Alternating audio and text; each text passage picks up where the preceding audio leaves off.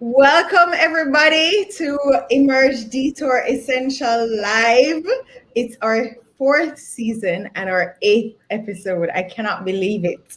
So we're so excited to be here. Last week was a little bit different. We got a chance to actually talk about some things that we've been experiencing for the last couple of weeks. We got a chance to share with you and to connect with you, and that was really great. But back to our regularly scheduled programming. Before that, we want to say thank you to our partner, Sagicor, who has made it possible for you all to be a part of our free workshop on Saturday. You heard me? FREE, courtesy of Sagicor. So we want to say thank you to them. We want to remind you all that we have a workshop that is happening this week, Saturday. It is Emerging in an Online World. What I don't know what's going on with me today. I'm drawing a blank. Emerging in an Online World. We start at 10 a.m. sharp. And I'm sure you all have seen by now that we have a very, very dynamic group of people that are coming to teach you. People that are masters in their own space. You can see that we drew for the best, right? So, of course, you have our adrenaline rush that's going to be taking us through the day. We have our personal branding queen and coach, the PR chick, Naomi Garrick. We have Dr. Terry Carell Reed that is going to be helping us to navigate the online space. And as you can see, she's a master at it. She has been a demonstration of that word, pivot, right?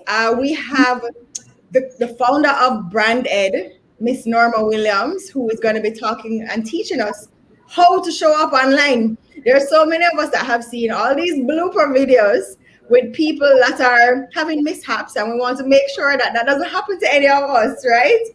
And then we have Karen Rose, the rose within the thorns. Is that what it is? Karen Rose, who is going to be teaching us, very important, how to monetize our online brand.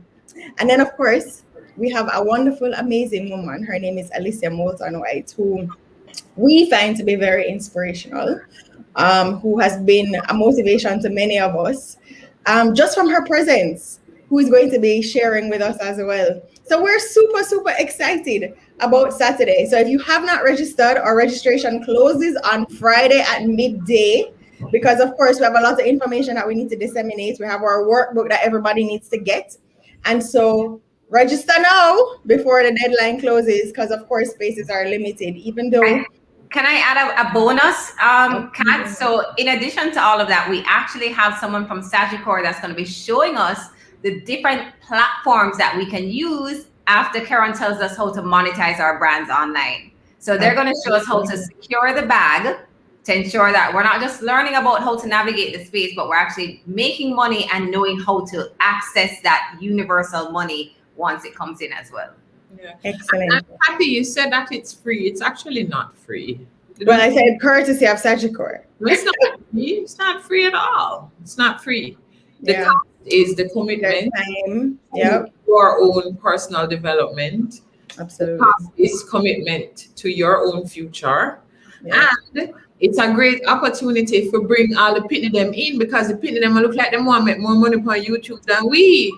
Yes. It's like a family affair. Bring the girls together and have brunch in the morning so you can have champagne and emerge all at once. Absolutely. Oh, Carrie's saying that she's having some problems on YouTube. I don't know. Is anybody else having any trouble? Hi, Alpha. Welcome. I don't know, but I'm going to check YouTube right now to see if YouTube's having... That happened to us before. Remember, guys, when YouTube died, kind of just... Oh, no, it's fine on mine. I just saw myself looking at my phone. So Carrie, try to refresh and see if it works, or you can always go over to our Facebook page at Ready to Emerge to catch us over there. Yeah. So for those of you that are joining us for the first time, I am Kathy Goodall. I'm a part of the Emerge Trio, and I am a connector of brands, businesses, and people. And my name is Naomi Garrick. I'm also known as a PR chick, and I'm the founder of Garrick Communications, a boutique PR agency here in Kingston. And I really help individuals, companies, and brands to stand out in a noisy world by developing their personal and professional brand in an off and online space. You sound interested. You sound interested. Right? I think so. I think so. I'm like, oh my God, you guys are like so interesting. Like, totally. Earlier, I'm still, Kathy saying, I've lost my train of thought. I don't know what's happening. Kathy, let me tell you what's happening, baby. You're stepping on. You're stepping into the eyeglass, wearing eyeglass on your head. Can't drive and look for directions and hear the music same time. Some have to turn down. People don't that sound like bad mind to you? That sound like bad mind. I have 20/50 vision according to my ophthalmologist. But when was that? When was that? Like last month. Because guys, I've been denying this glasses thing, right? But I literally cannot read anything without it now. So everything's a blur. It's just like a big blur. I don't know what's happening. So I've just embraced it. I am due for new frames, so I'll just get something cute. I just have to. This is my life. Yeah, Kathy, welcome. YouTube is crashing. I wonder if YouTube is crashing because of who we have as the guest tonight. I think so. I think it has happened before. Yep. Okay, so YouTube is crashing. What do we do in this circumstance? There's nothing. We just advise anyone that can see us to go join us on Facebook. Yeah, and Kat, it put something on our Instagram page so that people know to go over. Because we know, though, that the people... my name is Rochelle Cameron. I am a part of the Emerge Trio. I would tell you a little more about myself, but I just feel a while ago, after I do such a good job, I know these people. Wow, me. I know her. You see how she's a good booster for us guys. That's why we keep her around. We love her. Everybody needs an adrenaline rush. Exactly. So ladies, let me tell you a quick story. I planted a mango tree a few years ago because I love mango and I love pear. The pear tree never really made it. I planted a lime tree too, and I moved it. The lime tree wouldn't grow, so I moved it, and the lime tree grew. But the mango tree, it little and tuku, it come, just little and compact. And after 3 years, it bear 1 mango. Then we get like 4 mango, and now the tree is laden. When you're full tree full of mango, you all want to start guard your mango tree, become teeth your mango and so. So are you sending some for me? I'll put it up for you. I have mangoes. I have mangoes. I'll send for them. My mango tree is a late bloomer, so both I have an East Indian and Julie mango trees, but they are now just starting to get ripe, and literally they're just hanging. Like I can literally just walk out and just pick. I feel important because Julie mango, East Indian mango, stick up in my teeth. It's how it stick up in my mouth, dig out my teeth. Because someone eat, we can't eat it out of road. But Julie mango just nice. You can cut it, you can bite into it, just juicy. Season. So I know people that eat the seed and everything, skin, not the seed, but okay, I'm exaggerating a bit, but the skin as well. Yeah, it's like people who love pork and eat all the grunt. I saw some people stay with mango. But let me tell you, if you love mango, if you even understand the concept of a Julie mango, you will know that tonight was a night that you could not miss because Julie mango is in season. The Julie mango is bearing. And as we get ready for our online workshop, it was very important that we brought to you the Julie mango herself, hailing from the parishes of Clarendon and Manchester. Juliet Bodley, aka the Julie Mango, credits her father and uncle for her talent. Growing up, she dabbled in drama while attending high school, and I saw a picture of a comment about her yearbook, and in her yearbook, somebody said that this one was destined to be a comedian. So she does have bond. The people that can just drop one line. Let me tell you. So she received a job opportunity overseas, and she left Jamaica making seasonal visits. And then, with sorry, so she did gone a foreign and so, and she did gone a far foreign too, she never gone near foreign, she gone a far foreign. Now the global pandemic changed everything because she there far foreign, Evening time come, she don't know what to do with herself.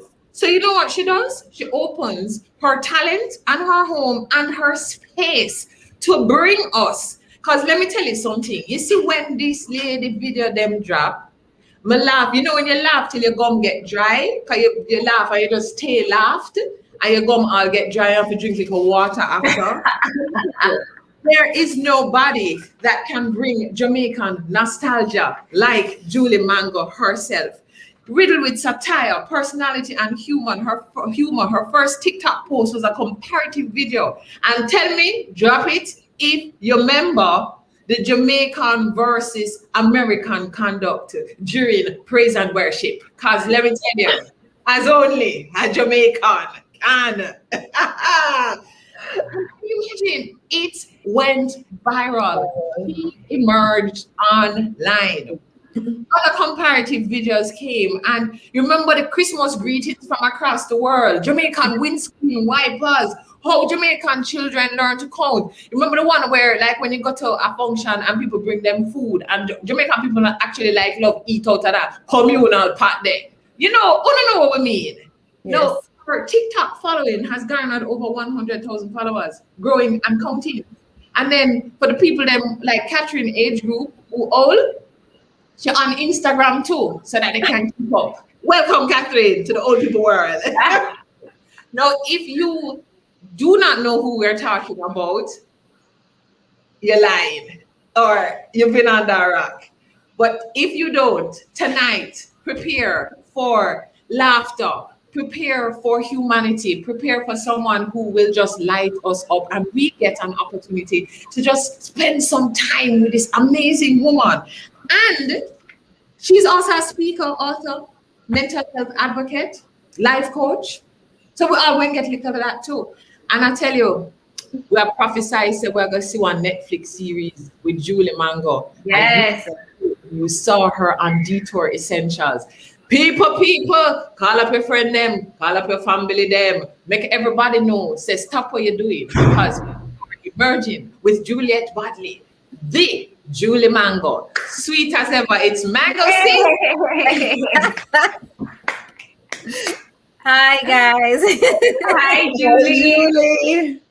We are so, as well as you can hear already, and from the introduction and even just our conversation backstage, we are so super excited to have you on the show. And thank you so much for allowing us to emerge through this pandemic with a lot of laughter and just good vibes and nostalgia. I mean, it's very hard to pick a favorite video because then you release like so many every week that you just, it's like everyone is like a favorite. Yes. And I love that it's wholesome. Anybody can watch it. Yeah. You know? Yeah.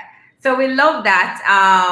Rochelle wanted me to speak in patois here, but you guys are gonna laugh at me, so I'll leave that for her. I'm gonna ignore that. Don't go on like you're too nice, like you don't know. So here's what I mean. I want to get into, Julie, really your journey into this particular space. We're gonna talk about a lot of different things, but into this particular space and how you just keep it fresh. First of all, I just have to say one of the things I love is that you have a different wig. You have wig. Like how much wigs you have? How much wigs you have? I did a count. I have 23 wigs. I love it because in one skit you can see all 6 different wigs come out. Different characters, and they always look nice. So you keep it fresh. So what I want to know is, how did this just start online? Rochelle mentioned that you have about 160,000 followers on TikTok, but she didn't mention that you have 35 million likes. Yeah, I think 35 or 3.5. Well, prophesy still. Prophesy 35 million. More or less. You have over 3 million likes on that platform. That's amazing. And 25,000 on Instagram and growing, right? And as you said, thank you for sharing on that platform as well. For us that are not TikTok ready. So we appreciate the shared space so that we can also be a part of what's happening. But tell us about that journey. Like, tell us, how did this all happen?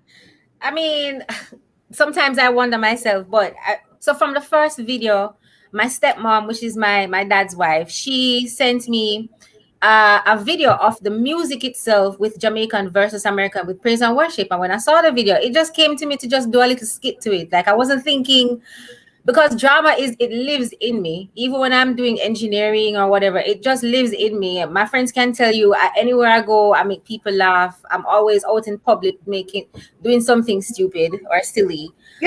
So when my stepmother sent it to me, I saw it and I was like, I'm not gonna do something with this man. Yeah. And I just did it and posted it online. Of course, that went viral. I saw it when Sparky Baby official posted it on her page. I was like, oh, what really are going on, so? And I'm like, oh, scene. Oh, but well, it looked like I forgot make more than oopsies. And then I do a next one and then a next one. And then it kind of grew. And then my thing is now I wanted to do Bible stories because I'm a Christian first and foremost, but I'm not like your ordinary Christian because I mean, obviously I'm playing Capleton in my videos and stuff, and I cut it right where he says something slack. I cut that, and so that the kids can watch. Yes. And thing. So I was doing mostly Bible stories, and then a lot of people kept on asking for like Jamaican related skits. So I say, all right, well, I can do something then. And then I did a few Jamaican comparisons. And then eventually, my friends encouraged me to keep posting and thing. And it just, by the grace of God, it just go and do its thing. I mean, I didn't plan for any of this to happen. And so I'm just grateful that I'm able to help people. People message me and say that I help them through their depression. I'm like, wow. Well, it's not me. Oh, so. It is you, Julie, because I'm telling you from personal experience. I mean, we mentioned earlier that it can't. I'm not saying I watch this in my work day, but if you watch it in your work day, it could be challenging, right? Especially don't scroll through while you're in a Zoom meeting. You're not going to be able to really explain why you look like that. So I definitely think it is a blessing that you have this just came out of you at the right time. It's very exciting. It's really, really amazing to see the growth as well of not just your followers, but even the content, because we can also see the progression in every single skit. Just a thought. Yeah, I've had to fine tune. Like when I see people commenting and then Jamaicans no ramp to tell you no, and I saw it go. That's right. So I mean, I take the feedback but this thing is a real thing, right? Because before I was posting my videos to just my friends, my high school friends, yes. And friends gonna be like, yeah. But when you have people who don't know you, they'll be like, on a site work. So I had to take the feedback and I had to swallow the pills, and I'm like, all right, Jules, you're in this already, so it's either all right or you either shape up or ship out. So I tried to fine tune my content and I tried to please persons as best as possible without losing myself, of course, and that's a full-time job and stuff. And so the content would have grown and things like that. It's working, right? I absolutely love you. You make my day on TikTok all the time. Keep doing what you do. Yeah, and it's amazing the impact that you have, and you may not even realize it. So thank you so much. It is definitely something that I know we all look forward to seeing when a new video pops up, when you get that alert. Turn on your alerts, guys. You can actually turn on your alerts so that every time she posts new content. So that's really awesome. But in addition to that, you had mentioned earlier and in Rochelle's introduction that you are also a mental health advocate. And that's something that's very important to you. You've had your own personal struggles with mental health.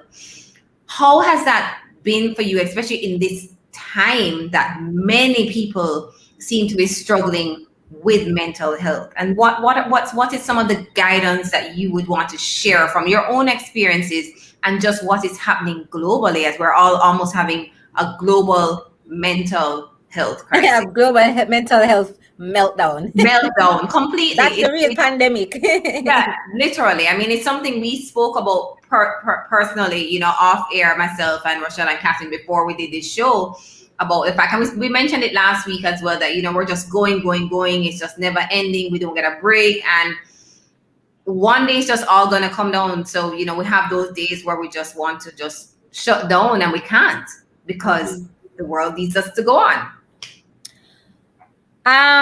The first thing I would say about mental health is let go the shame. Let it go. Because sometimes it's not the problem that is the problem, it's how you feel about the problem. Yes. So if somebody is having a struggle, a mental health struggle, it's not the mental health struggle that they are worried about. They're worried about how their boss is going to see them. If you are a big executive at a company and nothing really happened to you, you just feel your head just not feels so right. And because of you want to get help, but you're afraid to seek help. You're afraid of persons knowing that you're having an issue. And then all of a sudden you won't be competent anymore in people's eyes. So the first thing I would want is for persons to let go of the stigma associated with mental illnesses. People talk about mental health awareness. Everybody's aware of it, but the stigma is still there, as strong as ever. You can cut it with a knife. So that is the first thing. The next thing I would say to anyone, if whether it's you're going through a mental health issue now or you have been for a while, seek therapy. You have enough people that go UWI and study psychology. You know, when them end up work, backside company, because nobody not spend the money if you go on no psychiatrists drive Lada while general practitioner drive Lexus, right? So Jamaica is not short of psychologists and people who can help you to get through. Jamaica not short of that. We're bright, and UWI has a very good program. So what I'm saying is, get help. Find a therapist. If you have what you need is like a diagnosis, because you don't want to go to the wrong person. You don't want to go to a life coach. A life coach can't help somebody who has a mental illness. A life coach can help somebody who wants to put their life in perspective. But you see, if something wrong with your head, you have to go to a therapist. Yeah. So those are the two main things: let go the stigma and seek help. Yeah, and that's really important. That's a topic that has come up quite often this year, on this season as well as this previous season, because it's still with us, right? And it's really coming to the forefront now, as we are still literally living in this pandemic lockdown. A lot of people lost their jobs. People are now trying to figure out what is it that they really want to do. People are trying to find purpose. We're at home stuck with our kids. Me. It's just a lot. It's just a lot in a very short space of time. You know, we're all still adjusting. How has that been? How has this pandemic been for you? I mean, apart from all the excitement on Instagram, right? How has this been for you? I mean, it has been very challenging, because remember, I'm in a new space now and I don't know anybody here. Yes. And so it has been challenging being stuck at home. So it's like my workspace kind of got muffled into my personal space, and it's like I had to take stock of myself and to rearrange how I see things. I had to actually, I was one of the only workers who begged my boss to let me go back into office. So I'm working in office now, whilst other people are working from home. I don't mind. So for me, it was a challenge, and what I had to do is to just engage in mental health practices, start doing the things that I love to do, meditate. I pray a lot. I know not many people are Christians, but I'm Christian, so I pray, I meditate. I mean, I worship, I get weird and speak in tongues and all these things. So that's what really keeps me. And I try to go out and mix and mingle with people, even though I don't know anyone here, but I just try to do all of the things that I really like to do, and just, take everything one day at a time. Yes. Because a lot of the times when you're stressed out, it's not really the present moment that's stressing you out. It's the thought of what's going to happen next week. You're like, how much longer am I going to be under this stress? Like, you've only been in it for 5 minutes, but your thought process starts to balloon to 10 years. Yes. You know what I mean? And it's the 10-year thought. And all the what ifs. Right. And it's the 10-year thoughts and the what if that kind of... Yeah. That is, but that's a great tip though, Julie, and we can recommend it to the emergers, start by simply writing a list of the things that you like to do. Yeah. And do them. So that definitely helps. So thank you for that. I'm going to turn over to Catherine. I know she had some specific questions as well. Yeah, I mean, like Nai said, mental health is something that has been very important to us. We actually launched this program. Our first season, our very first show was focused on our mental wellness because it meant so much to us. And, we knew what everybody else was going through because we were going through it. And so thank you for being open to sharing and also for advocating for it because it's very necessary. So now we're going to get into the lighter, more fun stuff. Yeah. Very serious. Because I think a lot of people don't realize that work goes into all of these videos. Yeah. Because you make it look so easy. You just turn out videos with such frequency that we want more all the time. Right? We don't stop to think about what happens behind the scenes and how much work goes into it. So the first thing I want to ask is, where do the ideas come from? Well, so the ideas come from my childhood experiences from my family, right? And then people will DM me and say they want to see this done, they want to see that done. Or if I'm having a conversation with somebody, it will like connect. I say, well, I can ask it about that. Or if I observe somebody's movements, like in my earlier videos, I used to do a lot of movement type sort of videos because I'm a very good people watcher. So I can adapt or I can imitate people very well and adapt their idiosyncrasies, their facial movements, how the intonations, the voice. So if I see something and I say I can do a TikTok about that, then that's where it comes from. Just watching people and noticing the mannerisms, and because I'm Jamaican, I would be a very au fait with Jamaican mannerisms and stuff like that. So I mean, inspiration comes from everywhere, but most of it is from my childhood. And then it's like my followers, man. If I run out of ideas, I just need to check my DMs. They will send you ideas. I love that. I try to respond to every DM because I mean everybody is important to me, and when they give me an idea, and then what I really really like is that some of them would say, "I know that you're a Christian, so I know you don't want you won't want to do this, but if you could just do it beautiful, blah blah blah blah."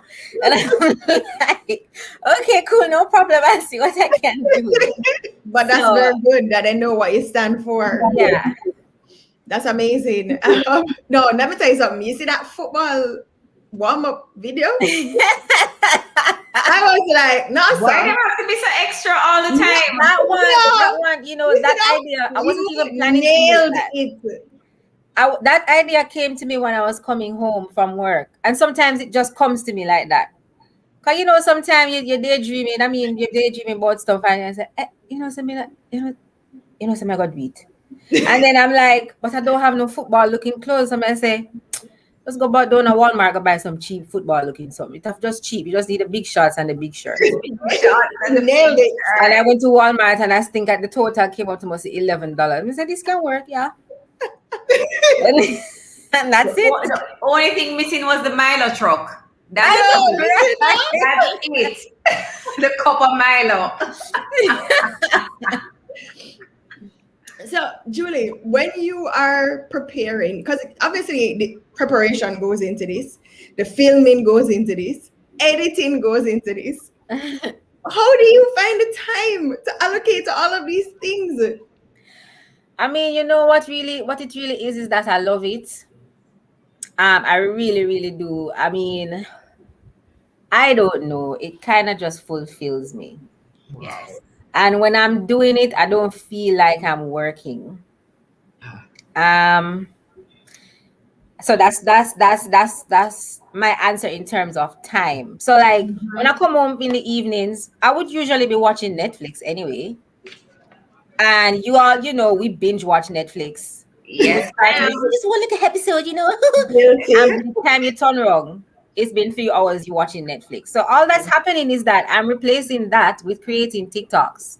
Yeah. Yes. I mean, I'm not going to school anymore. I have a master's. I probably won't do a PhD till maybe next 5 years, So when I come home, it's not like I don't have no chick nor child. So it's not like I can't do something else. You know what I mean?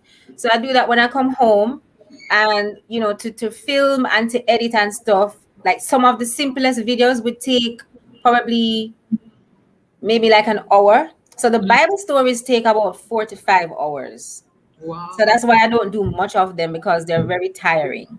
But the other ones, just like about an hour, hour and a half. And sometimes maybe depending on if I'm doing like a comparison video where it's just 2 characters, then that would take like 30 minutes to do and to edit and then to post. Wow. So it's a lot of work, but it's just that what happened is that it's replacing something else. It's replacing me watching Netflix or browsing cat videos on YouTube.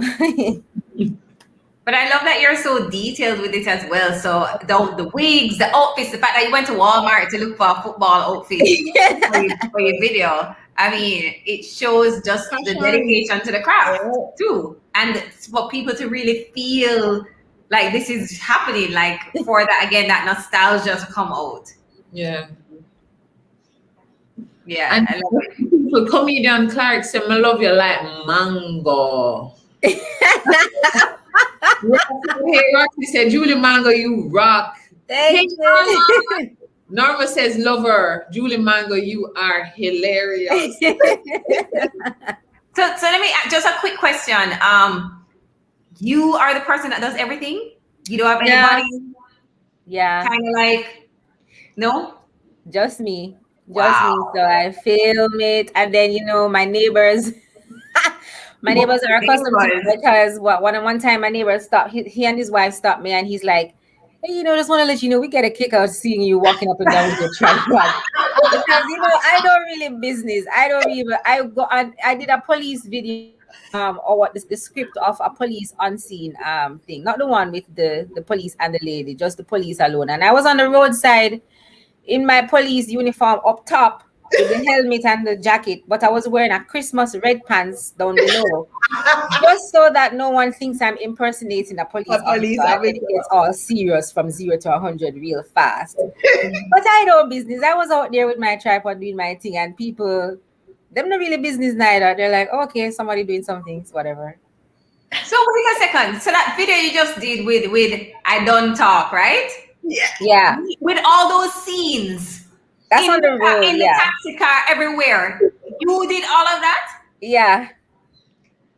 Wow. we get a kick out of you and your tripod too. We really get a kick out of you and your tripod. I can just imagine what must be going through their heads every time they see you in your backyard doing all these things. Yeah, because when I was doing the football video, where I live behind us is a daycare center. So I go out there with my football and my tripod, and I set up, and I hear these tiny voices. What are you doing? And when I look, about 20 kids line up staring at me, and I'm like, and the teachers had to grab them like, no, come on, come inside, come. Scrub. Where you find River to wash clothes? I was in California on the weekend, and my nephew is just the best person in the world. My nephew, he was born when I was 14, so he always looks to me as his second mom, and he's like, Auntie, come out to your apartment, man, and come LA, come shoot some videos, man. And so we drove for like 2 hours from where he lived just to find this little creek where he and his girlfriend went to some time ago, right? And we found the little creek. I was like, Auntie, do something with this, man. Come on, Auntie, do something. I said, no, I'm not doing this. I said, all right, you know what? Somebody had DM'd me asking me to do a video about scriptsies. All right, yeah, this scripsy. That was a whole conversation in one of my WhatsApp groups about who can scriptsy, and I said, listen, my grandmother tried with me every Sunday, I can't scriptsy. No, I get like a script, and that's it. No scripts. You know what? This thing with the scriptsy, because watch back the video and look at her face. Scriptsing is a script. You have to have a scriptsing face, You have to have a scriptsing. Wash clothes, like dirt and your friend. The dirt out. You have a look, but you are going to be script. Now this is your scriptsing. I'm the person that she said in the beginning that just dropped.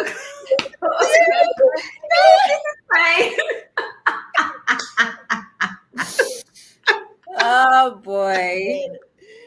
No, but you know, Juliet, you just said it a while ago that you love. I mean, like you didn't even have to think about it. You're like, I love it. Yeah, I do. I really do. So for people, I mean, I was just thinking, what is your why? And you say because you love it. People that are watching that, they're saying to themselves, like, how do I even know what I love? How you were able to tap into this passion and you're like, I love this, like I love it. How do you know what you love? You do it effortlessly. And effortlessly does not mean that it's not hard work. Effortlessly means that you have a knack for it. As in, you kind of just know. And then the people who are close to you will tell you the same thing for years of your life. Your friends will say, yeah, Julie, so funny. Yeah. And that narrative doesn't. If my friends ever hear me imitating, like I'm going to get peer cussing on WhatsApp. But people tell you the same things for years. Say, you're really good at this. Oh my gosh, you do this so well. And when you are doing it, it's just this inner knowing. It's just this inner thing that you just have a knack for it. And I want to put it to everyone that you are very certain of what you love. You're not confused. It's just what you are confused about is how to go about it, how to monetize it, how to advertise it and let people like it. What is the how to? You're confused about the how to. You're not confused about the thing that you love very much. Yeah. That's a whole everything right there. like a whole everything. I felt like you're screaming. I felt like you're screaming, like, Julie, you don't have to talk so loud. Like, that's how I Like feel. God never sent you here to scream at us or to scold us. That's how I feel like right now. I feel like, why is she shouting at me? No, when she goes like, you're not confused. Yeah, I am not confused. I know exactly what I should be doing. Why am I not doing it? Yeah. Watch me do it tomorrow. And doing what you do and in not smalling it up, in pushing it out there, in constantly working on your craft. Because as you say, it takes effort. Honing your craft, honing what you love takes effort, but it's effortless. It just feels so good. Yeah. But you're also giving permission to other people to say, do you think so? Like, yes, come on. Cut and got you do it, man. Because a lot of persons would message me and say, they've been thinking to put up videos similar to mine, or they've always wanted to do stuff like that, but they are afraid. And I'm saying, afraid of who or what? Why? Yeah. And I'm not saying that I was never afraid. Of course I'm afraid sometimes, but no one really has the answer on how to live life. So just do. You know what I mean? Yeah. Listen. You are speaking to us. Everybody telling you which video is their favorite. Tracy say, big up Julie Mango. My favorite video is the one imitating the two Jamaican men talking, saying nothing but saying something. Challenge, my lord. Actually, that conversation is me imitating my dad and my uncle. Not the exact same phrases, but it's just so them would have gone. Every time when my uncle come over, they sit on the veranda and me like a little fast with me. When daddy said, Julie, go inside, man. Me not go inside. Me want to hear what uncle and daddy are talk about. And you all of that is just there, and it just comes out in what you do. But there is so much depth to you. One of the things you say is that you observe people. Yeah. And, even how you operate, because it's funny, people who are hilarious and comedians, people think that they're just like bouncing off the walls all the time. When you come up with the material, you have to pay attention. Yeah. There is a lot of like mind stuff that goes on with it. To make it look so nice. But one of the things too is that this spiritual part of you is not just I'm spiritual. You actually have a whole book, 7 steps to your understanding the Bible more easily. Yeah. Let us talk about that, please. I mean, some people don't like to read the Bible and they feel like it's just this book with this whole heap of things that don't even make sense with thee, thou, and thine greatest, great, and so on and so forth. And I'm saying that the Bible itself has so many gems, and like people always go to like self-help books and this, that, and I love self-help books, but if you really read the thing, you realize that the content that's in the self-help books is just an embellished derivative of what's already in the Bible, right? It's more digestible and things. So, I felt like if people kind of understood how to read the Bible a little bit better, I feel like they would have read it more. So, like when I'm saying, when you read the Bible, put yourself in there. Don't think of the Easter movies that you used to watch with persons who are not, though they don't look like you. Playing those parts. Don't think of it like that. Think of it as in you are there. So you are sitting there and you see Jesus take up dirt in your hand and go so and then rub it on somebody's eye and say, you can't see now, don't you, brother? I'm not a Messiah. Right? So put yourself in it and see how it would come alive to you. And then you will realize that the Bible is something that you must read every day because it has an answer for everything. Literally does. And so in the book, I tell you to put yourself in there. Of course, you're gonna read some sections that you don't understand. So just have a Christian mentor, somebody who knows the business for a long time. Them is up Christian, They can explain certain things to you. Cause some things technically not hit to you have like a science tonight and like a ray and like a tea. And then know how to read it. I would say if you're a beginner, start with the gospel because the gospel is easier to digest than if you go to Old Testament and see how the rules and regulations. Do not this, do not that. Yes, relax. Me hard, sir. Right? So you would start with the New Testament that gives you a message of hope, and you get to know Jesus with him like a cool vibe, and used to go take himself more time going to the mountain, go pray because he can't bother with the people and I beg him this, that all the while, and try to spend 15 minutes every morning. And one of the other ones is to like study with your friends sometimes. So you have your girls' night out, you go out, you drink wine and ting. Sometimes you can have your girls' night out or whatever and just talk about the Bible. Yeah, it sounds kind of corny because really go out talk about the Bible, but it can be nice. So I got it right. I got your book. And I just want to say, before Julie goes into the steps, she actually talks about the background of the Bible to help people to understand. Yeah. Who wrote it, to prepare you to read it. So it's not just a 7 steps. There's actually background that walks you through helping to understand what the background is. I mean, we say it all the time. The Bible is a guide to life. Right? And I wish that I knew that long ago.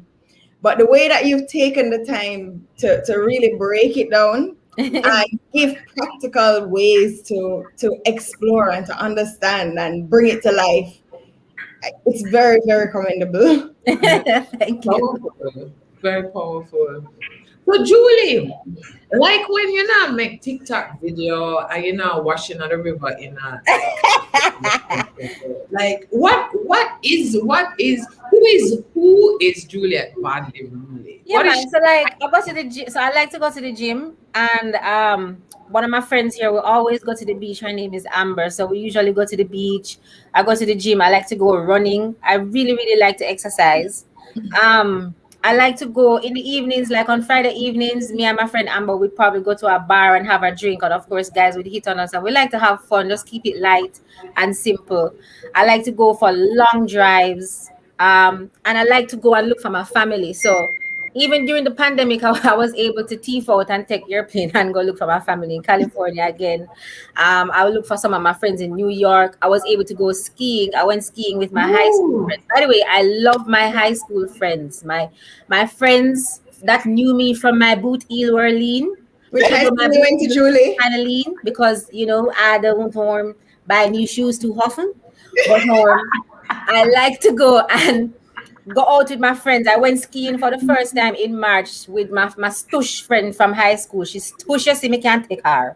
I went skiing And my girl has ski down Babylon like Ray and me that they are struggling. Me have to take off the ski boot and walk down the hill in the snow with me shoes. So the boot inside, we go inside of the ski boot. They say me was so him Boris. Which high school you went to? Julie, I did that when I went to Minnesota to visit my brother like maybe 2 years ago, and it was not a pleasant experience.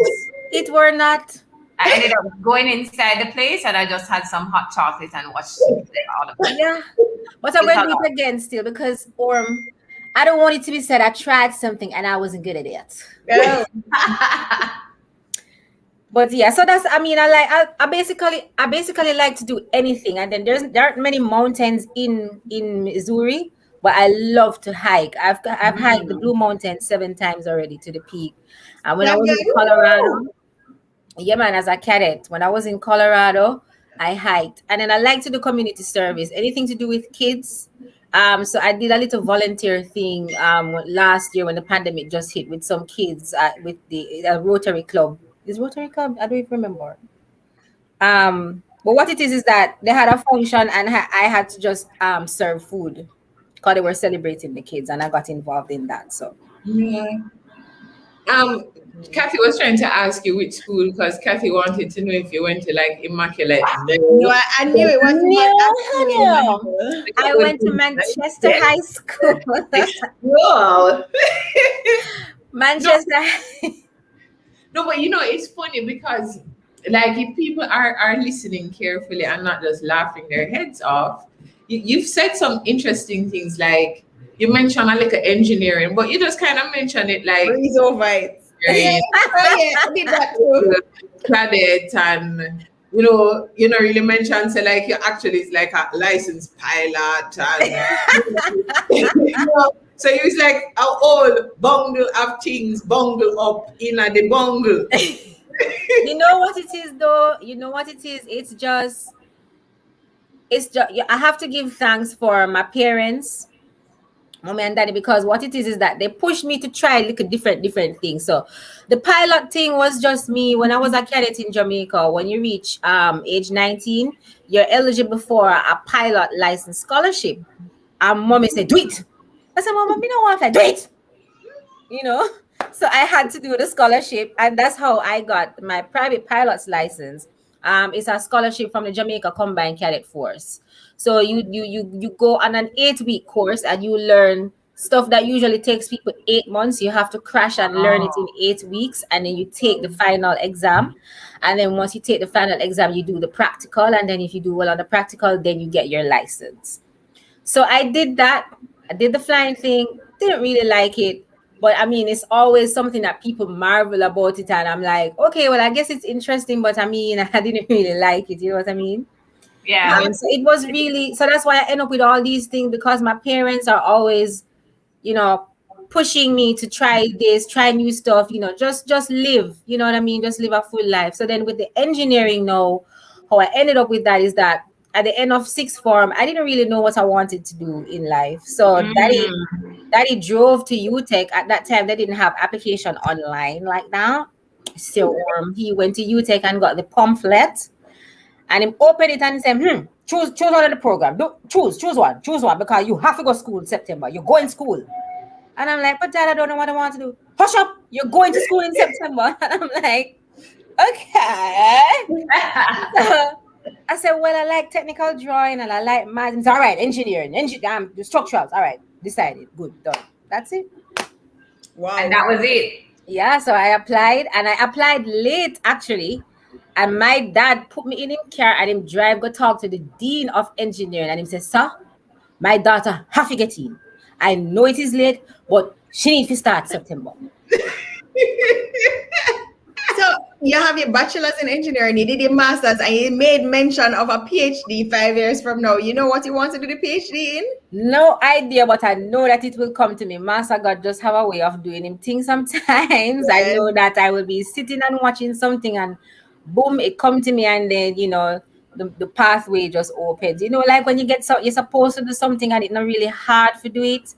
That's how you know that, God is saying, okay, this is what you're supposed to do. Yeah. Wow. Listen, my brother Shay Cameron answer, say a big show when Shay is like, ladies. Good night. Wow, Rochelle acknowledged shade. This is my first. I'm like, hi, ladies.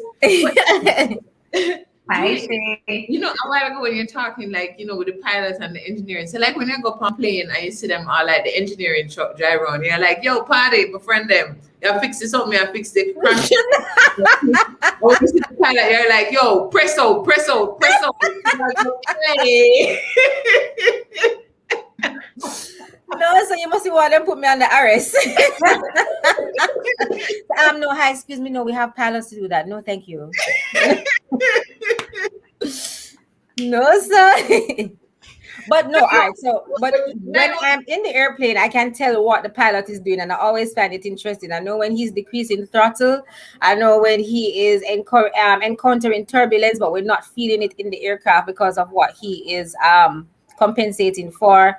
I know when we're about to land, even before they start to announce it. I know when we're in descent. I know when he has to increase throttle so that the airplane doesn't sink but fly level, even though it's close to the ground. So I know those little things. That's the only thing. But I'm not like talking to the person beside me like, hey, are you like? I'm not really doing that, you know. He's on full throttle now. Okay, listen. Up. Yeah. Listen, that would give me straight anxiety if I knew what was happening while it was happening. No, this is your online brand though. We're talking about emerging online this weekend. So you know I have to touch on online brand. Yeah, so Julie, I mean, your brand has really emerged online in the last year. How would you describe your brand? I mean, hopefully my brand is just me. And then, I mean, who I am is I like to laugh and I like to help people. I have mental health struggles. Sometimes I'm not so right in the head. Sometimes I come home and I want to lock down Instagram, lock down everything, lock my house, turn off the light, and just be a hobbit forever. And I don't want to hide that from people. My biggest thing is to be as transparent as possible. Of course, I'm not going to tell you if I had wine last night when I shouldn't. That's my business. But you know, I want my brand to just be somebody who is authentic. I laugh. I try my best to do what I can do in life. Not perfect, definitely by no stretch, by no means of no imagination. And just someone who tries to live their life as best as possible and give back to the community. Someone who likes to achieve stuff. But the bottom line is I want a message of faith, hope, and laughter. So when somebody sees me, I want them to see that, and I want them to see, without sounding all preachy, because I know that, you know, that's kind of touchy, but I want them to see Christ. Not on our show. We're not touchy for us. I want them to see Christ when they see me, but at the same time to know that I'm not perfect. Like, it's not a thing where I'm trying to be perfect or not like that. I'm just being me, and I hope people like it. You know, that's really it. My online brand, let me tell you the truth, I did not have a vision for an online brand. It literally just happened. It occurred. It occurred. It occurred and explored. And explored. That's literally that, and you see, that kind of makes me feel a little bit better because I wasn't trying to create a brand. I just I trip and fall into it, basically. And so it's authentically me, and I'm kind of at peace with that. Like, I don't have to try or nothing like that. No, but you talk about not trying to create an online brand, but you have like a whole entire store of merchandise. Listen, man, that is so you're my family, boy, my nephew. I love, and he's texting me right now. I hope he's watching. Don't call my name. Don't call my name, auntie. Don't call my name. But that's my nephew's doing. He's setting up. He's like, auntie, let's do some merch, man. Let's do some merch. Like, he's always just there trying to support me and, you know, just trying to have a good vibe and just trying to talk to me. So I don't even that's him helping me where that's concerned. And if people buy it, that's wonderful. I appreciate the support 100%. So in terms, and then you know what's funny, I am not a social media expert, so when you come to me with the name brand, I'm still not sure what you're referring to. Yeah. But what it is that I know who I am, and then hopefully that's what is meant by brand. So I just go off of me being me, and just the grace of God to do what I can do when I can do it. Yeah.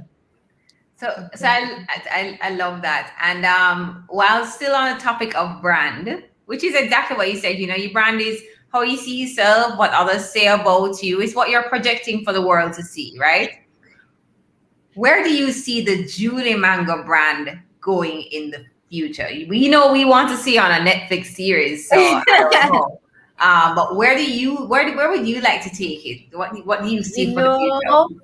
It's so many things. All right. So first of all, I would love to have a Jamaican Bible series on Netflix. Yes. And the thing about that, it wouldn't just be Jamaican, because remember, our motto is out of many, one people. Yes. So I would even want somebody who is straight Asian to be in it, somebody who is Caucasian, somebody from Africa, different melting pot of people, but the background would be sort of a Jamaican style to it. And to have like a Bible series, just like when you have a sitcom, you have a Bible sitcom, and it wouldn't be corny, like it wouldn't feel like it's hammering you over the head. Like I would love to bring the Jesus, I'm going to say the Jesus character, not to insinuate that he's a character, but the character. I would love to bring the character alive, so that, you know, he can be imagined in any race. He can be imagined as an Asian, he can be imagined as a Black person, he can be imagined as a white person, so that everybody can just watch and be blessed. So that's one thing. The next thing, I would love to get into acting full time. I'm not even going ahead and talk it. That's really what I would love to do. Put it and out I guess there. I will still go by the name Julie Mango. I'm still going to be doing my skits because I know that people depend on them, and as long as God gives me the grace and the courage and the material to put it out, I'll always be putting it out. But in the long term, I would like to get into acting full time, and also have a YouTube channel where I talk about mental health, and also always be advocating for mental health. And hopefully it has the biggest impact in Jamaica, because I feel like my own, the irony is I only got healed when I came to America. I was struggling with mental health issues for 36 years. And it's only when I came here, I realized that, okay, you can actually be healed from this thing. Wow. So, yeah, that's where I see it. Acting, Tyler Perry, yeah. Yeah. I've been seeing people tagging him on your posts. I know, right? Yeah. I get tagged like a million times. I'm like, you know. Yeah, put one in here. He must want to see who this person is. But you know, I think it's just so powerful that you are a combination of so many skills and talents and this full person, but you're still pursuing dreams. You know, you could have been like, I'm a pilot, and you stop. I'm an engineer now, I'm a master, and you stop. But you're still dreaming, you're still pushing, you're still living. And that is still so powerful. And not limited. And also that you are authentic about your own struggles. So even persons who are struggling too, they can know, you can still be pushing, you can still be dreaming. And they're seeing themselves in you, and it is, your platform is powerful. Yeah. Well, I hope so. And I love a while ago when powerful and impactful. And I love a while ago when Naomi was asking about a personal brand, and you said that your merchandising line came from your nephew, but the reality is that that's a big part of your personal brand, the support that you have around it to help you to build it out, because there's a lot of things that you may not see for yourself that the other people around you can see the vision of your brand, and so that's important. See and support. Absolutely. Yep, like Shay said, quality content. And that's what I love the most. Hi, Shay. I know Shay can run. Listen, sometimes I see them the stuff popping up, and I'm like, all right, let me save this video because I need to go back and watch it later. Yes, I know there's one that we saw post today. Just call, and you know, sometimes on the Zoom for a moment you see something you shouldn't really be on Instagram. You just take your mind off for a moment, and then hear me know. I'm on mute, so if I watch the video and stuff, I could laugh inside. I could have an inside laugh. And then I'm having my inside laugh, I think, and there's nothing. All away face. There's a silence on the Zoom, and when I look up, everybody, the chairman is like, "You're not going to share with us what's so funny." Maybe not be truthful. Me say sorry, sir. I'm going to watch Instagram. I'm going to watch one Juliet Mango video, and it's funny. Color. You say you have to be truthful. Truth and done. So, Julie, we have a segment that we call Best Advice. And it's where we ask you for your best advice that you've ever given or received on a particular topic. Okay? So, the first question is best advice about love. Oh gosh, the best advice the best advice about love came from my dad, and I actually put it in one of my skits. He's like, don't run down any man. Don't run down any man. I put marriage in this skit, but his man him did say, because I have, kosher it a little bit.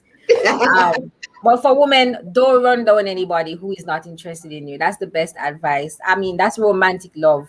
I'm talking about the other forms of love now. You have to just learn to love yourself. Because you are gonna be with yourself for the rest of your life. Yeah. And so you have to love yourself. My uncle also gave me advice on when I broke up, when I was in high school and I broke up with one of my boyfriends named Dwight. My uncle says, "Where is your things?" I can't say it. He says, "Things. Where is your things?" I said, "I still have it, uncle." He's like, "Okay, so nothing don't come out for you. You all right? You have everything still. Nothing don't come out for you. You're not less of a person. You're still what? You don't have a problem? What's your problem?" I'm like, "Okay, uncle, no problem." "Yeah, what you crying for? You still have everything when you come with." I'm like, "Okay, thanks, uncle." Argument done. So those were one of the things. Those were some good advice about love. Be it very raw, but that's what has helped me. Well, so I guess we don't really need to ask, but we'll ask anyway. Best advice about relationships, because we have many different kinds of relationships. Friendships. I mean, for friendships, the best advice is don't be afraid to argue and argue it out all the way out. And then when you finish argue, don't hold it up. Let's go for a drink. Don't be afraid. If you have something in your car, say it. And tell your friends, me don't like all you do that something there. Me don't like it. I'm a feel say you're bad man. Me feel say you don't want me reach nowhere. I feel say that. Say it. And then give the other person a chance to say no, because sometimes you go and like say you're ray and whatever, and let them get the chance to say it out too. And then after all of that come out, the friendship gets stronger. That's how you have friends. That's how me and my high school friends are friends up to now, because they're not afraid to tell me where I must go and stuff it. And then after that is, we come back and they are my best of friends through thick, thin, whatever. They are there, and I am there for them. So don't be afraid to argue it out. For friendship advice. In terms of romantic relationships, I think communication is extremely important. Sometimes you have up something in your heart and you feel that they did that because, and as far as you is concerned, and that's why them do it, and that them I think and kill you dead. I saw it go. And if you just open and talk to them and say, why you do that something there? I want to know. And then they offer you an explanation and you say, oh, oops. Well, if I didn't know, I wouldn't slash your car tire. So open communication, I think, is just really important. Yes. Best advice. That's a good one. Best advice about money: don't work for money. Work to be valued. Because when you're valued, the money will come. People will pay you to do what you can do for free. Yes. So don't go work, say I have to work for money. And I'm guilty of this too. I'm not even gonna sit here and be like, right? But don't work for it. It will come to you. Macadam and I was saying, me no chase money, chase. Yes. So once you are becoming a person of value and you're tapping into your own strengths and into your own giftings and just becoming that whole person, not perfect, whole. Yes. Then the Bible says your gifts will make room for you in front of kings, right? So the money will come, all of that will come. In terms of spending, it's always best to live below your means. Don't try to compete with anybody else. If you need to buy one ladder for $3,000 cash, don't take out the loan for the Lexus. Then you can't go even buy ice cream on Friday night time with the kids or with your friend. Then you can't even drink a glass of wine. So you have to pay a car payment. Don't do that. So live below your means. And invest if you can, save if you can. Think about retirement from very, very, very early, from your 20s, because trust me, age come up very quick. Yeah. Facts, big facts. Best advice about life.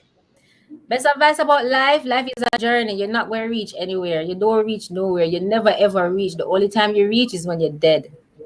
Amen. So life is a journey. So just continue to learn from your mistakes, continue to improve. If one of these days you don't feel like you don't want to improve anymore, then that's fine. Continue to just be you. Don't try to prove anything to anybody. Get your own validation from yourself. Live good with people, treat people good. Respect your friends, respect your elders and just try to have a wholesome life. Do things that can help people and help yourself. I remember by human nature, we are insatiable. We can't be satisfied. So goal setting is good. It's great that you achieve your goals, but just rest assured that when you achieve that goal, you're gonna get bored and you're gonna want to get some more goals. So just know that the human appetite for success is insatiable, and it is okay that you keep on reaching, but don't tire yourself out. Just know that this is life, and life is just a journey, and that's it. The only time when you reach is when you stop breathing. Amen. What advice would you give to your 20-year-old self? Nothing.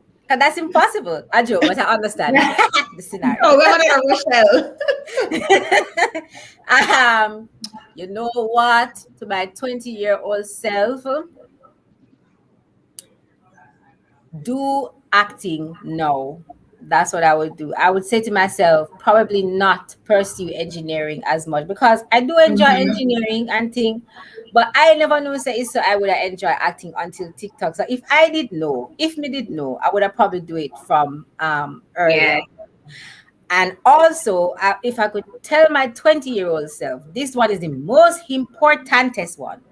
You are not fat. Because I look at pictures of when I was 20, and I say, look, all my body right. And them time there, I said, oh God, my fat. Oh, look at my little moving tube over my jeans pants. And I never took the time to appreciate my slimmer's body, right? And now I'm there with all of this. And I did not even take the time out to appreciate my sexiness when I was 20. That is the number one thing I would have said to myself. Juliet Bodley, you are not fat.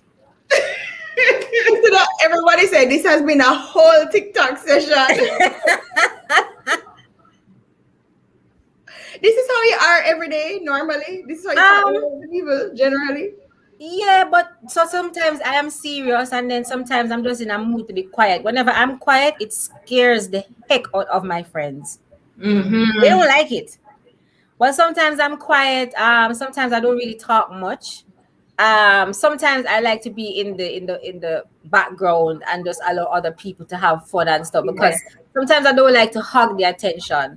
Usually when I step into a room, I don't know why, but it kind of like the attention usually switches to me, and sometimes it makes me feel a little cute. So I would kind of just downplay myself a little bit, just so that I can like meet and talk with others, and Yeah. How are you going to manage when you're a big celebrity? Hollywood. Yeah, call it Hollywood. Get used to it now, right? Because you know, Make sure when we call you back for Emerge Live. so that we can say that, guys, we had her on our show. No. We're gonna make sure that when we call her to come to Emerge Live, she'll answer our call. Rochelle will be like, hey, listen, when you only have like 20,000, and me call you, so nobody come on, like, let me tell you, I'm brand new. Dreaming, and I was like, wow, when she's on Oprah, she's gonna be like, Oprah, I remember when I was on Detour Essentials, Jamaican girls, Night, Cat, and Roche. And, they knew I was gonna be on Oprah. And Oprah is gonna be like, yeah.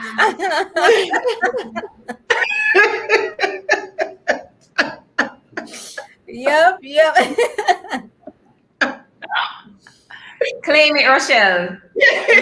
Yes. I appreciate the claiming. This was wonderful. This is really amazing. Unforgettable. A long time. Now, I never know you could have a long time. Let's see your life, so Me? Let me tell you something.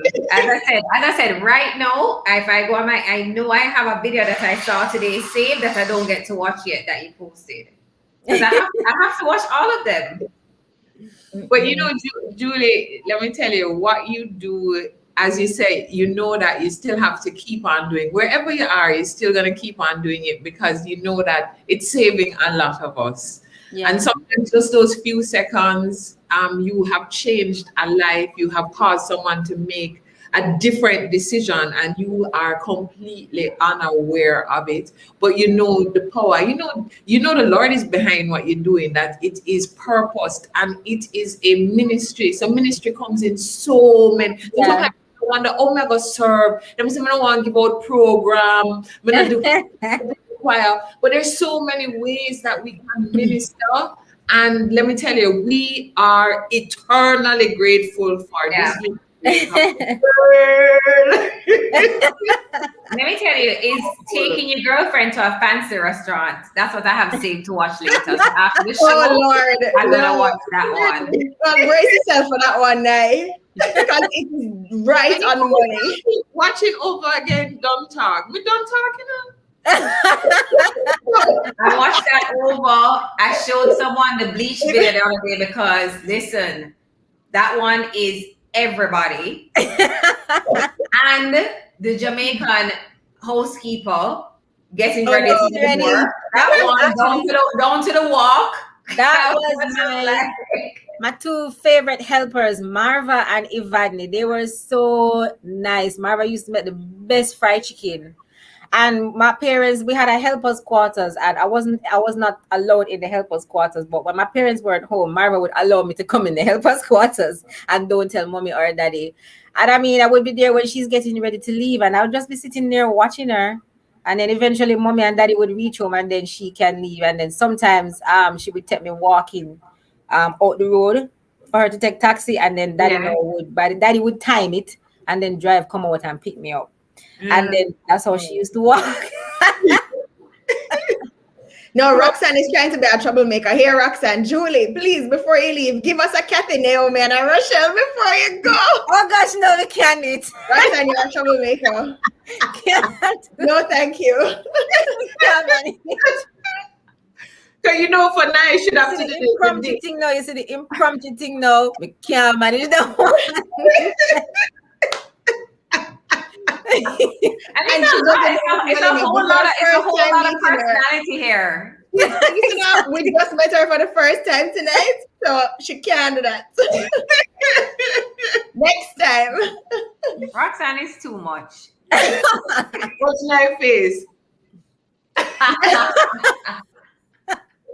But Julie, we really we feel blessed to have had you on the show tonight. We knew it was just the right timing. And I was like, guys, we have to have Julia, and I'm on it. And Catherine says she's very responsive in her DM. And me say if you DM her, and she so here we know, me daddy, I'm gonna try to think of how to sound intelligent when me and things. So he would have read it and say, "Let me respond to her," and she responded like, "You are phenomenal," and it was just the right time, and we really have thoroughly enjoyed your presence. Really. Yeah. Thank you. Rochelle thank was you. very adamant. She said, "You want her for this week?" I said, "Rochelle, you realize that it's like almost tomorrow, right?" She said, "But just ask her now." So I said, I said, That's exactly what Rochelle "We have said. Just these ask tickets her. available, but we'd really love for you to join." I'm like, I'm really hoping it could be for the 7th. Whatever, just if you can come to the 7th, because his heart so hard for us. Listen up. That I want to Could you please permit? We can't just be so demanding. We have to make it look like But we also have to pray a blessing over you the way you have blessed us. Kathy hates when I do this, but Minister Kathy. Really? Yeah. Yes. She always come up with ideas, and everybody else must execute. Ciao. No, but we just want to say thank you, Father, for this blessing that you have placed among us.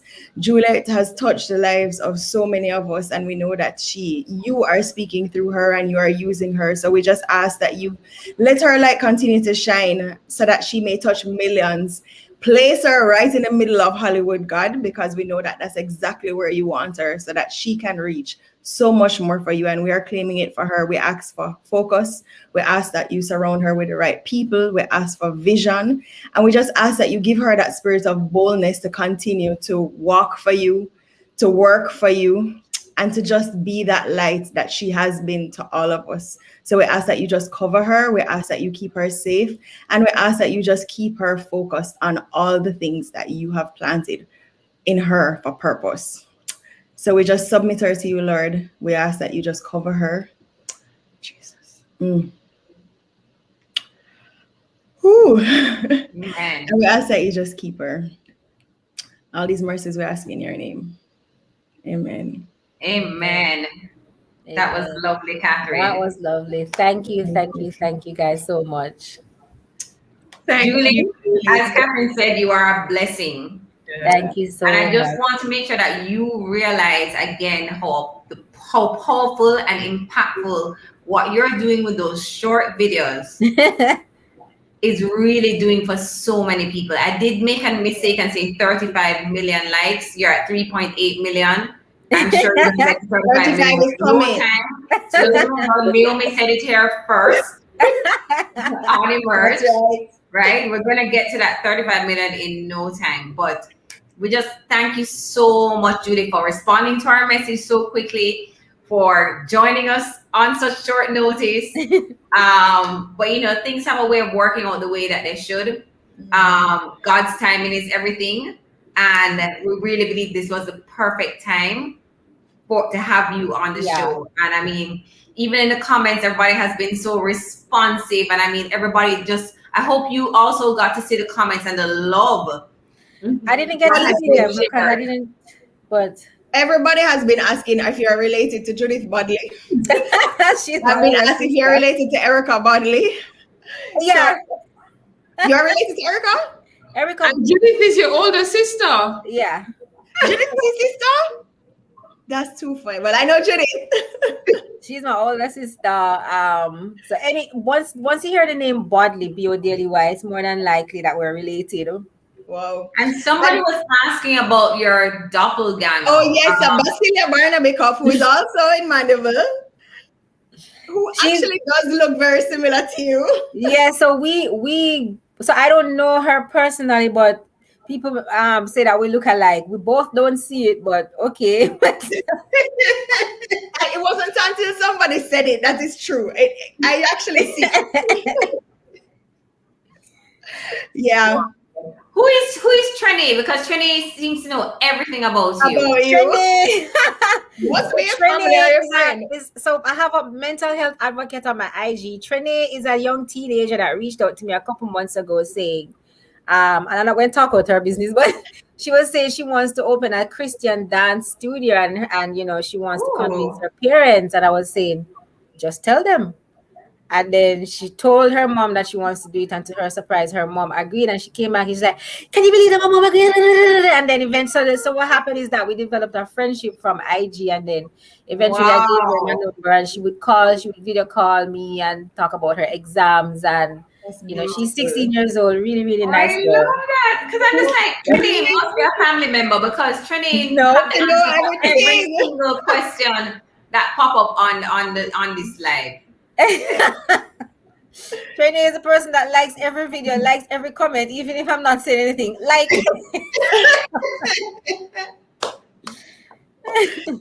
I love it. But Thank you so much, Julie. Yeah, this was truly a blessing. Thank you so much. Thank you for having me. We could go on all night. Right.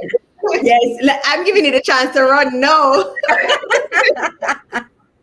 But thank you so much, Julie. We really appreciate you. God bless you. Thank you, guys. Can't wait to see what you post tomorrow. Go there. All right. No, so that. Bye, Julie. All right, bye-bye. So let me say one thing. I wonder she's going to do a skit about me. I mean, I wonder what about me she's going to bring out. Yeah, I definitely see her doing a skit about you first. You, Rochelle, not anyone else. The fact that she can remember where she met me the first time, and she actually repeated verbatim what you said. So I'm looking forward to seeing your skit. So guys, thanks again so much. Good evening. I would do you, because you're like, when you did the washing, like my grandmother tried with me with a scriptsy, but you know. Why you have to repeat it again for the people that weren't on earlier? Why are we doing this?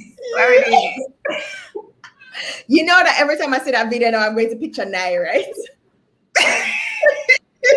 Anyway, for those that joined us for the first time, thank you so much. We're here every Wednesday at 8 p.m.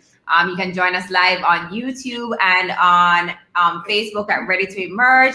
Every week we have a new guest where we talk about new things and we really learn about their journey. Catherine had mentioned earlier that we have our virtual workshop this Saturday. It is absolutely free, sponsored by Sagicor, and it's all about emerging in a digital world. So we're going to be speaking about showing up online, about getting paid online, about monetizing your online brand, of course, about how do you position and package and promote your brand online. We're going to be hearing from Terry Carell-Reed, who's going to talk about just navigating that digital space. So we have a lot of guests, a lot of excitement. Our workshops are always great. It's absolutely free. So if you can dedicate and commit the time to spending 4 hours with us on Saturday, 10 to 2, you get a free downloadable digital workbook. And we just do a lot of really exciting stuff on our workshops. So click the link in our bio. No, I'm saying yes, you have to register, and the registration. Yes, register. All you have to do is click the link in our bio on Instagram, and you're in. And then you'll get the link for the actual webinar on Saturday morning, along with our workbook. So registration closes at midday tomorrow. No, Friday. Midday on Friday. I keep forgetting today's Wednesday. Midday on Friday. So please register now, because spaces are limited. So we need to know by Friday. You need to be registered by Friday at midday. Okay, and guys, if you really, really want Julie Mango to do like a skit of one of us, when we repost the content from this episode on our Instagram, please put in the comments who you would like her to do the skit. I think it should be Rochelle too. But drop that in the comments so we can know and we can share it with Julie. So thanks again, guys, so much. Looking forward to seeing you on Saturday at the workshop. And again, of course, next week, Wednesday on Ready to Emerge, Detour Essentials Live. Bye, everybody. Bye, guys.